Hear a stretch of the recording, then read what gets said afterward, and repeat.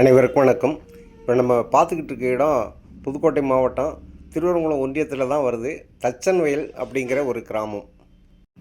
கேள்விப்படாத ஒரு புது ஊராரிக்கை அப்படிங்கிற மாதிரி இருக்கும். ஆனால் அது கைக்குறிச்சி ஊராட்சியில் ஒரு பகுதியாக இருக்குது, தனி தீவாக இருக்குது அப்படின்னு சொல்லலாம். இந்த கிராமத்தில் அடிப்படை தேவைகள் நிறையா இன்னும் தேவை இருக்குது. இருந்தாலும் செய்ய வேண்டியதும் இருக்கும், செஞ்சும் இருக்காங்க. இருந்தாலும் தேர்தல் நேரத்தில் அந்த பிரச்சனைகள்லாம் வெடிக்கத்தான் செய்யும். அந்த அடிப்படையில் இப்போது ஓட்டு கேட்டு பல பேரும் அந்த கிராமத்துக்கு போயிருக்காங்க.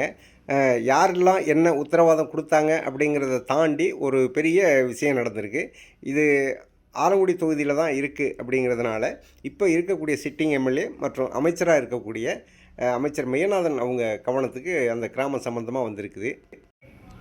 அப்போது அந்த மாதிரி அவர் அமைச்சர் அங்கே போனாக்க இன்னும் என்னென்ன வசதிகள்லாம் வேணும் அப்படின்னு கேட்பாங்க அப்படிங்கிறது உண்மை தான். யாராக இருந்தாலும் எந்த கட்சிக்காரங்களாக இருந்தாலும் கேட்க தான் செய்வாங்க. அந்த அடிப்படையில் இது சம்மந்தமாக பிரச்சனை வரும் அல்லது கேட்பாங்க, கேள்வி கேட்பாங்க, எங்களுக்கு என்னது வசதி வேணும்னு சொல்லி கோரிக்கை வைப்பாங்க அப்படிங்கிற விஷயத்தையெல்லாம் எப்படியோ தெரிஞ்சுக்கிட்டார் திருவரங்குளம் தெற்கு ஒன்றிய திமுக செயலாளர் அரு வடிவேல்.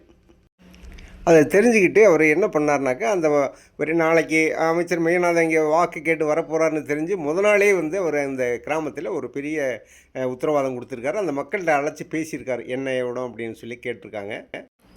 அவங்க அங்கே கேட்குறப்போ எங்களுக்கு ஒரு சமுதாய கூடம் வேணும், அதாவது திருமணம் நல்ல கெட்டதெல்லாம் செய்கிறதுக்கு ஒரு திருமண மண்டபம் மாதிரி ஒரு இது வேணும் அப்படின்னு சொல்லியிருக்காங்க.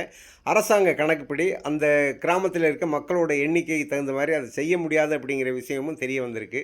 அதனால் அவர் என்ன பண்ணுறாருன்னு சொன்னால், சரி அதாவது அமைச்சர் இந்த இடத்துல ஒரு 20 லட்ச ரூபாய்க்கு செட்டு போட்டு தர்றேன், இப்போ இருக்கக்கூடிய நீங்கள் காட்டக்கூடிய இடத்துல நான் செட்டு போட்டு தர்றேன், அதுக்கப்புறம் தேவைப்பட்டால் பிற்காலத்தில் அது பண்ணிக்கலாம், உங்களோட தேவைக்கு அந்த இடத்துல நான் கட்டித்தரேன் அப்படிங்கிற ஒரு உத்தரவாதத்தை கொடுத்துருக்காரு.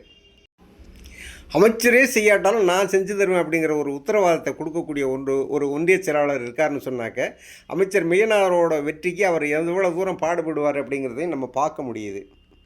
இப்போ நம்ம பார்க்குறப்ப அந்த கிராமத்தில் அடிப்படை வசதிகள்லாம் என்னவெல்லாம் இருக்குது அப்படிங்கிறத இப்போ பார்க்க முடியுது.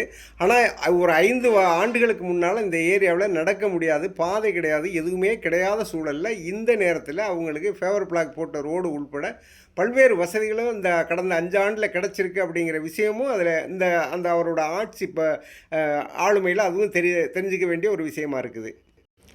அதையும் மீறி இந்த இடத்துக்கு எங்களுக்கு ஒரு திருமண மண்டபம் மாதிரி சமுதாய கூட வேணும்னு சொல்கிறப்ப அமைச்சரே செய்யாட்டாலும் நான் செஞ்சு தர்றேன் அப்படின்னு சொல்லிட்டு ஒரு ஒன்றிய செயலாளர் சொல்கிறாருன்னு சொன்னாக்க எந்த அளவுக்கு அவரோட தேர்தல் பணி இருக்கும், அமைச்சரோட வெற்றிக்கு பின்னால் அவரோட உழைப்பு இருக்கும் அப்படிங்கிறதையும் எல்லாருமே தெரிஞ்சிக்கக்கூடிய ஒரு சூழலாக இருக்குது. தேர்தல் வேலை செய்யணும்னு சொன்னாக்க காசு கொடுத்தா தான் வருவேன், கார் கொடுத்தா தான் வருவேன் அப்படின்னு ஒவ்வொரு கட்சியில் உள்ள பொறுப்பாளர்களும் சொல்லிக்கிட்டு இருக்கக்கூடிய சூழலில் இப்போ நம்ம பார்க்கக்கூடிய இந்த இடத்துல தான் ஒரு செட்டு போட்டு தரேன்னு சொல்லிட்டு ஒரு ஒன்றிய செயலாளர் சொல்லியிருக்காருன்னு சொன்னால் அவரோட பெருந்தன்மையும் நம்ம பார்க்க வேண்டியிருக்கு. ஒரு எம்எல்ஏ வெற்றி பெறதுக்கு பின்னாடி யாருடைய உழைப்பெல்லாம் இருக்குது அப்படிங்கிறதையும் தெரிஞ்சுக்கிறதுக்கு இது ஒரு மிக முக்கியமான ஒரு உதாரணமாக இந்த தச்சன்வயல் கிராமத்தில் அந்த மக்கள் வச்ச கோரிக்கையும் அதுக்கு ஒன்றிய செயலாளர் அரு வடிவேல் கொடுத்த ஒரு உத்தரவாதமும் அதுக்கு ஒரு இதாக அமைஞ்சிருக்குது. இந்த கோடை காலத்தில் இந்த மாதிரி குளத்தில் தண்ணி கிடக்கக்கூடிய அளவுக்கு உள்ள ஒரு அழகிய கிராமம் தான் தச்சன்வயல் கிராமம். அதில் அடிப்படை வசதிகள் இன்னும் நிறையா செய்ய வேண்டியிருக்கு. வருங்காலத்தில் அமைச்சராக மீண்டும் நிறையா செய்வார் அப்படிங்கிறதையும் மக்கள் எதிர்பார்க்குறாங்க. நன்றி, வணக்கம்.